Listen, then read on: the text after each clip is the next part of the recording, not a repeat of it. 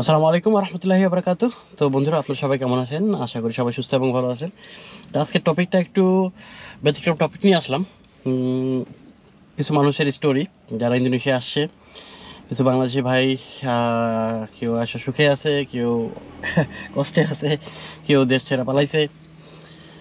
তো আমি কিছু ভিডিও বানাইতেছি যেগুলি কিছু বাংলাদেশি ভাইয়ের লাইফ স্টোরি নিয়ে, যে তারা ইন্দোনেশিয়াতে আসার পর তারা কি কি স্ট্রাগল করলো বা তারা কি কি সুবিধা পাইলো, মানে এইসব ব্যাপার নিয়ে আলোচনা করব, যাতে ভবিষ্যতে যারা আসতে চান তাদের যাতে সুবিধা হয়। তো আমি শর্টকাটের মধ্যে আমি চেষ্টা করবো যাতে মানে স্টোরিগুলি বলার, কারণ ভাই স্টোরি যদি বলতে যাই তাহলে 2-4 ঘন্টা লেগে যাবো। তো আমি শর্টকাটের মধ্যে বলবো যেগুলি ইম্পর্টেন্ট, যারা নতুন আসতে চান তাদের এটা এক্সপিরিয়েন্সটা অনেক কাজে দিব। বা আমার এখানে যা ওর যে লাইফ স্টোরির মধ্যে যে কী কী বাধা পড়ছে বা কী কী সুবিধাও পাইলো, এটা আপনাদের জন্য অনেক উপকার আসবে। যাক, আমি শুরু করতেছি। তো আমার এক বাংলাদেশি ভাই আছে, আমি নাম বলবো না কারণ ও এখন ইন্দোনেশিয়াতে আছে। তো আমি এখন ওর পারমিশন নেই নাই, তা আশা করি ও মাইন্ড করবে না, আশা করি ইনশাল্লাহ। তো ওর সাথে আমার পরিচয় হয় 2022 সালে। 2022 সালে ও আমাকে ফোন করে, আমার ইউটিউব চ্যানেল দেখে আমার এখান থেকে নাম্বার নিয়ে তো আমাকে ফোন করে যে ভাই আমি এই ব্যাপার, আমি এখানে বিয়ে করতে আসতে চাই, তো কিভাবে কি। তো যখন ও আমার সব কিছু শেয়ার করলো, দেখেন এখানে ইন্দোনেশিয়াতে অনেক বিয়ের ব্যাপারে তো অনেক রুলস রেগুলেশন আছেন, যারা আসেন বা যারা বিয়ে করছেন তারা সবাই জানেন, রাইট? যে কী কী ডকুমেন্টস লাগে, এই জায়গায় ডকুমেন্টসটা ফ্যাক্ট। তারপর আর সবচেয়ে বড় ফ্যাক্ট হচ্ছে এখানকার কাওয়া। তো এগুলি বলার পর ও বললো যে ঠিক আছে, আমার ফ্যামিলির সাথে আমি একটু আলাপ করে নিই। তো ওর ফ্যামিলির সাথে আলাপ করে যখন করতে গেছে, তো ওর ফ্যামিলি রাজি ছিল না। রাজি ছিল না এই কারণে, কারণ আপনারা জানেন যে ইন্দোনেশিয়ার ব্যাপারে সবাই একটু নেগেটিভ চিন্তাধারা আছে, যে ভাই এটা মানে খুব ডেঞ্জারাস একটা দেশ, তোরে গুম করে ফেলাইবো, মেরে ফেলাইবো বা এরকম কিছু। তো যার পর আমি ওরে বললাম যে ঠিক আছে, আমি তোমার ফ্যামিলির সাথে একটু কথা বলতে পারি। তো আমি তার ফ্যামিলির সাথে কথা বললাম, স্পেশালি তার মার সাথে। তার মা তো একদমই রাজি ছিল না, যে আমার বাচ্চারা গেলেই মেরে ফেলবে। কার থেকে শুনছে? তার আশেপাশে তার ফ্রেন্ড সার্কেল ছিল বা তার প্রতিবেশী, তার আত্মীয় স্বজন, তারা এগুলি কী করে, ডিমোটিভেট করে। কারণ ইন্দোনেশিয়াতে যারা আসছে তারা জানে যে আসলে ইন্দোনেশিয়া আলহামদুলিল্লাহ আমাদের বাংলাদেশ থেকে, ইন্ডিয়ার থেকে বেশি সেফটি। তো এই জিনিসটা তারা এমনভাবে নেগেটিভভাবে তোরা, যে এই যে একটা জঙ্গল দেশ, গেলেই মেরে ফেলাইবো, কাইটা খেয়ে ফেলাইবো, এইরকম টাইপের। তো যদি তাদের জিজ্ঞেস করেন যে তুমি কোত্থেকে জানছো, তো বলবো যে ভাই আমি আরেকজনের কাছ থেকে শুনছি। আসলে বাস্তবতা ডিফারেন্ট। যাই হোক, আমি ওর আম্মার সাথে কথা বললাম। ওর আম্মার সাথে কথা বলার পর চেষ্টা করলাম বোঝানোর জন্য। যেহেতু আমি এখানে আছি অনেক বছর যাবত, তো চেষ্টা করলাম, আমার লাইফস্টাইল দেখাইলাম বা আমার ফ্যামিলি দেখালাম। দেখানোর পর আস্তে আস্তে কনভিন্স করার চেষ্টা করলাম। তো প্রথমে মানতে চাই নাই, তারপর আস্তে আস্তে তার ছেলের কথা ভাইবা, যে না এখানে তো আরও বাংলাদেশি ভাই আছে, রাইট? তো ও তো মোটামুটি এখানে আল্লাহর হুকুমে ভালো আছে, যতটুকু আল্লাহ ভালো রাখছে, আলহামদুলিল্লাহ। তো যেহেতু ছেলে অনেক ডেসপারেট ছিল, মেয়েটা অতটা আহামরি ঘর থেকে আসছে না। মেয়েটাও তাকে একটা পাহাড়ি এলাকায়, ইন্দোনেশিয়া অনেক পাহাড় আছে আপনি জানেন। তো মেয়েটার যে অবস্থা অতটা আহামরি তাও না। মেয়েটার মা নাই, বাবা আছে। খুব কষ্টের মধ্যে চাইতেছিল জীবন। কষ্ট বলতে কি, যেহেতু যেহেতু বাবা বুড়ো হয়ে গেছে, মাও নাই, তো বোনদের কাছ থেকেই মানে ও ওইখানে এইভাবেই বড় হয়েছে, বোনদের কাছেই বড় হয়েছে। তো যেহেতু একটা আমি যতটুকু বুঝতে পারলাম যে একটা অবহেলিত জীবন, যেমন অবহেলা করে না মানুষের, যেমন এরকম একটা টাইপের। তো আমি চেষ্টা করলাম যে মেয়েটা, যদি এই ছেলেটা মেয়েটার বিয়ে করে, তো আলহামদুলিল্লাহ ও একটা বেটার লাইফ পাইতে পারে একটা, কারণ ছেলেটা অনেক ভালো ছিল। তো তারপর আমি আপ্রাণ চেষ্টা করলাম ওর মায়ের কনভিন্স করতে। আলহামদুলিল্লাহ পরে ওর বাবার সাথেও কথা হয়েছে, সে কনভিন্স হয়েছে, বাট আমার একটা প্রমিস করছে যে বাবা তুমি, আমি তোমার কথা আমি ওরে ছাড়তেছি, আর আমার প্রমিস করো যাতে ও সহি সালামতে ওর ওয়াইফে নিয়ে বাংলাদেশে রিটার্ন আসতে পারে। তারপরেও মাঝে মাঝে চিন্তা করলাম যে ভাই আমার তো কোনো প্রফিট নাই, তো আমি এত বড় রিস্ক কী জন্য নিব। তারপর আবার চিন্তা করলাম যে না, একটা মানবাধিকার খাতির যদি দুইটা মন যদি একসাথে করে দিতে পারি, বা মেয়েটার যদি একটা ভালো ছেলের হাতে তুলে দিতে পারি, তা আল্লাহও খুশি হবে, যতটুকু আমি জানি। আর আলহামদুলিল্লাহ অবশ্যই আল্লাহ খুশি হয়েছে, কারণ আল্লাহ ভাঙার থেকে গড়াটা পছন্দ করে। তো ওই নিয়েতেই আমি রিস্কটা নিলাম, যে বললাম যে আঙ্কেল যে আপনারা কোনো টেনশন নিন না, আমি আমার আপ্রান্ত চেষ্টা দিয়ে আমি আপনাকে আপনার ছেলেকে সহি সালামতে আপনার ছেলে এবং ছেলের বউকে আমি দিয়ে আসবো। তো শেষ পর্যন্ত ও আসার পর আনফর্চুনেটলি ও সুরাবাইতে নামে। অ্যাকচুয়ালি ওর শ্বশুরবাড়ি হচ্ছে মেডানে। তো সুরাবাইতে যখন আসে আমি ইচ্ছা করে নামিয়েছি, কারণ আমি চাই না যে ওর কোনো ইমিগ্রেশন সমস্যা হোক। যদি ইমিগ্রেশন ওরে, কারণ প্রথমবার তো এখন ফ্রেশ পাসপোর্ট, কোনো দিন বিদেশে বাংলাদেশের থেকে বাইরে হয় নাই, তো ইমিগ্রেশন অনেক কিছু জিজ্ঞেস করতে পারে, ও ঘাবড়া যেতে পারে এবং তারে ডিপোর্ট করেও দিতে পারে। তো যার কারণে আমি সুরাবাইয়া জুয়ান্ডা এয়ারপোর্টে ওরা ল্যান্ড করানোর পর আমি ওরা নিজে রিসিভ করতে যাই। তা আলহামদুলিল্লাহ সহি সালামত বেরো আসে। নেওয়ার পর তো অনেকটা ঘাবড়ায় ছিল যে আসলে কই থেকে কী করবো না করবো বুঝতে পারে নাই। তা আমি ওরা বোঝানোর চেষ্টা করলাম, কুল ডাউন করার চেষ্টা করলাম। মানে ওই নিজেরা বিশ্বাস করতে পারে নাই যে আসলে মানে ও প্রচণ্ড ভালোবাসতো মেয়েটা, প্রচণ্ড, আপনি কল্পনাও করতে পারবেন না। আছে অনেক বাংলাদেশি ভাইরা যে ও আসলে ইন্দোনেশিয়া পাড়া দিতে পারছে, এটাই করে। তারপরে ওর আম্মারে ফোন দিলাম, ফোন দিয়ে ভিডিও কলে কথা বললাম যে আন্টি আপনি টেনশন নিন, আপনার ছেলে চৈশার মতো আমার কাছে আসে। তারপরে তো ভাই চিন্তা করি যে উনি যে আমার বিলিভ করছে এটি তো আলহামদুলিল্লাহ, কারণ বাংলাদেশে এটা তো জাস্ট মুখে আছে না, আসলে কয়জনও কইরা দেখায় ভাই। আসলে আরেকটা জিনিস কি, বাংলাদেশি সবারই কিন্তু ভাই একটা নানান ধরনের লোকজন আছে, আর বাংলাদেশিরা ম্যাক্সিমামই আপনার চিটার, লায়ার, বাটপার, যেটাই বলেন অভাব নাই।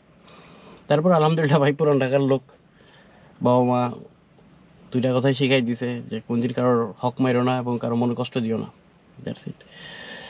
তারপর ওরে মেডানে পাঠানো হইলো, কারণ সুরাবাই থেকে মেডান অনেক দূর, অনেক দূর।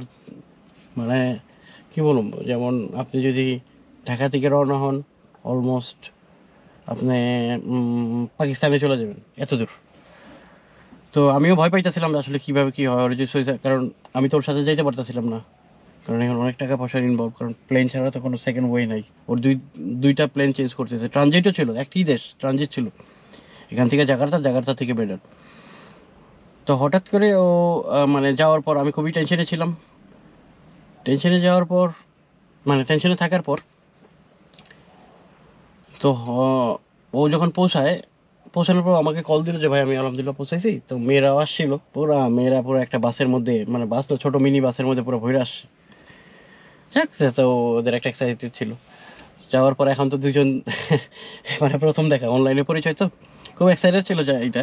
তো আমি ভিডিও কলে দেখতেছি একটা এখানে বসে রয়েছে আর একটা ওইখানে বসে রয়েছে। তারপর দুইটার একসাথে করলাম, মানে ওদের মানে জিনিসটা চেষ্টা করলাম একটু ফ্র্যাঙ্কলি করার জন্য। তো নিয়ত তো যেহেতু ওর বিয়ে করার না, তো ফ্র্যাঙ্কলি করার চেষ্টা করলাম। তা আলহামদুলিল্লাহ সব কিছু ওকে। দোনোজনই ভাই অ্যাকচুয়ালি ছেলে মেয়ে দোনোজনই একটু লাজুক টাইপের, যার কারণে একটু ডিফিকাল্ট হয়েছে ওদের সাথে মানে কমিউনিকেশনটা। তা আলহামদুলিল্লাহ পরে সব কিছু ওকে থাকার পর তো গেল, একদিন দুই দিন পরে গেল কাওয়া অফিসে। ও আবার ছেলে আবার সব কিছু নিয়ে আসছিলো, পেপার টেপার সব কিছু নিয়ে আসছিলো। নিয়ে আসার পর ওই এম্বাসিতে করলো, অ্যাপ্লাই করলো, কিন্তু প্রবলেমটা হয়ে গেছে কি, এম্বাসি ওর পেপার অ্যাকসেপ্ট করে নাই। অ্যাকসেপ্ট না করার কারণ ওর অনেক কিছু ল্যাকিং ছিল, ডিসি অফিস থেকে সব কিছু ওকে ছিল, বাট ওর কিছু পেপার ল্যাকিং ছিল, যার কারণে এম্বাসি দেন। আর বাংলাদেশ এম্বাসি তো আপনারা জানেন যে পৃথিবীর সবচেয়ে নিকৃষ্ট জাতের একটা এম্বাসি। আর এমন একটা পেপারের জন্য ওরে প্রবলেমে ফালাইছে যে ও তো কোনো দেশ ধরে কোনো কাজ করে না, জাস্ট আসছে বিয়ে করতে, বিয়ে করে বেশ চলে যাবে। যাই হোক, তারপরে ও কাওয়াতে জমা দিলে। এখন কাওয়া তো আরেক কাহিনী শুরু করলো। কাওয়া হচ্ছে আপনার কাজী অফিস ইন্দোনেশিয়ার, যে আপনার কাছে বিয়ে দিব। এখন ও দেখা গেল নানান ধরনের পেপার চায়। এখন ওর বাবা মার বিয়ের পেপার চাইতেছে, আর বাবা মায়ের বিয়ের পেপারও কোত্থেকে পাইব? মানে বাবা মার বিয়ের পেপার আমাদের বাংলাদেশে তো হলফনামা হয় না, ওদের মতো সুরাত নিগা নেই। তো ঠিক আছে, কোনো মতে ওর বাবা মার বিয়ে করে নিয়ে আসলো। পরে বলে না, এটা ট্রান্সলেট করে দিতে হইব, যেহেতু তারা ইংরেজিতে একটু কম দুর্বল। তো ঠিক আছে, ট্রান্সলেট করে দিয়ে আসলে বলে না, এটা অ্যাম্বাসি থেকে ভেরিফিকেশন করে নিয়ে আসুন বা স্ট্যাম্প দিয়ে নিয়ে আসুন। তারপর আর কি করার, এটা নিয়ে ওরা অনেক টাকা পয়সা খরচ।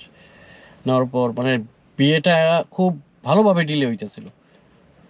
তো আস্তে আস্তে সব কিছু ওকে থাকার পর তারপরে ওর মানে যে কাওয়া আছে সে বলতেছে না, এই কাওয়াতে আমরা বিয়ে দিতে পারবো না, আপনার অন্য কাওয়াতে ট্রাই করেন, যেহেতু আপনি বাংলাদেশি। কারণ এর আগে একটা কেস ছিল যে এখানে কি বলে মানে ছেলে বিয়ে করছে, বিয়ে করার পর মেয়ে ফালাই চলে গেছে, আর আসে নাই কোনোদিন। তো আরেক কাওয়ারতে গেছে, বলে এখন যে আপনার যেই গ্রামের কাওয়া আছে তার সেই কাওয়ার রিকমেন্ডেশন লেটার নিয়ে আসে। যাক, হাতে পায়ে ধরে রিকমেন্ডেশন লেটার নিয়ে তারপর বিয়েতে গেল, বিয়ের জন্য প্রস্তুত নিল, কিন্তু তখন ও বিশ্বাস হইতেছিল না যে আসলে ওর বিয়েটা কমপ্লিট হইতেছে কিনা, কারণ এতটা বাধা পড়ছে, মানে কল্পনাও করতে পারবেন না। যাক, আলহামদুলিল্লাহ বিয়ে হয়েছে, সব কিছু হয়েছে। তো তারপর বিয়ের 1 মাস পর বা 2 মাস পর ওর ওয়াইফ নিয়ে চলে যায়। তারপর ওর ভিসার ব্যাপারটা আমি একটু হেল্প করে দিয়েছিলাম বাংলাদেশ এম্বাসিতে। তো ওর ওয়াইফের ভিসাটা হওয়ার পর ও চলে যায় বাংলাদেশে। তা আলহামদুলিল্লাহ তারপর মানে ওর বাবা মা এতটা খুশি হয়েছে যে কল্পনার বাইরে। আর সবচেয়ে বড় কথা কি, ওর বাবা মার তো কোনো মেয়ে নাই, মানে ওর ওয়াইফরে এতটা ভালোবাসতো, মানে তার মেয়ের থেকে বেশি ভালোবাসতো। মানে মনে হইতেছে যে তার নিজের মেয়ে, মানে কোনো কাজকর্ম করতে দেয় না। কিন্তু প্রশ্ন হইতেছে কি ভাই, কালচার তো ডিফারেন্ট না। যেমন ওদের কালচার আমাদের কালচার তো এক না। তো তো যতই ওরা কিছু করে বা আমাদের খাবারটা ওরা নিতে পারতেছিল না, যাই হোক যেভাবে হোক 1 বছরও ছিল, কিন্তু ওর মন তো পড়েছিল ওর নিজের দেশে না। কিন্তু ওর বাবা মা অনেক বড় কষ্ট পাইছে যে আমি নিজের মেয়ের মতো ভাবছি, কিন্তু ও আসলো, মানে ও আমাদের ছেড়ে চলে যেতেছে। তো এখন ছেলেটা বাধ্য হয় এখানে আসতে, কিতাস ভিসা নিয়ে আসছে। কিতাসের জন্য আমি হেল্প করে দিয়েছিলাম। কিতাস ভিসা নিয়ে আসার পর এখন আলহামদুলিল্লাহ ওদের ঘরে একটা ছেলে হয়েছে। এখন তারা সবাই ইন্দোনেশিয়াতেই আছে। ওর বাবা মার সাথে কথা হয়। তা তারপর ওর মা বাবা খুব আন্তরিকভাবে আমার খুব দোয়া করলো, আলহামদুলিল্লাহ। মানে এটা একটা সাকসেস, একটা লাভ স্টোরি বলতে পারেন ইন্দোনেশিয়ার, বাংলাদেশ এবং ইন্দোনেশিয়ার মধ্যে। তা আলহামদুলিল্লাহ ছেলে এখনও কিতাস নিয়ে ইসে আছে, ইন্দোনেশিয়াতে আছে। তো এখন ওর বলতে পারেন ওর ইনকাম ওই কি, মানে ও তো যেহেতু ফ্রিল্যান্সার, তো তো অনলাইনে টুকটাক ওর কিছু কাজ থাকে, তারপর আলহামদুলিল্লাহ চলে যায়। তো এখনো ও আমারে, মানে এখনো যে এতটা কৃতজ্ঞ, মানে কি বলুন ভাই, আমার এখনো ধন্যবাদ দিতেছে যে ভাই আপনারা আপনারে, মানে অনেক ধন্যবাদ ভাই, ধন্যবাদ দিয়ে আপনার ছোট করবো না। আমি আমার ভালোবাসার মানুষটার আমি পাইছি। আজকে আমার একটা সন্তান হয়েছে, বেশি দিন হয় না সন্তান, না 1 মাস হয়েছে, না এখনো 1 মাস হয়নি। তো একটা ছেলে সন্তান, তোরা সুখে আছে, এটা দেখেই ভালো লাগতেছে। যতটুকু করতে পারছে, আমি জানি যে আমি আমার কিছু করতে পারি না, বাট মানে খুব ভালো লাগলো। তো বন্ধুরা, আজকের স্টোরিটা এতটুকুই। তো ইনশাল্লাহ নেক্সট এপিসোডে আপনি আরও কিছু স্টোরি বলবো, যাতে আপনারা একটু এক্সপিরিয়েন্স হইতে পারেন বা এখানে কে কেমন আছে। শুধু কি সবাই সুখে আছে তা না, অনেকে দুঃখীও আছে। তো দেখা হবে, ভালো থাকবেন, সুস্থ থাকবেন। আসসালামু আলাইকুম রহমতুল্লাহি ওয়া বারাকাতুহু।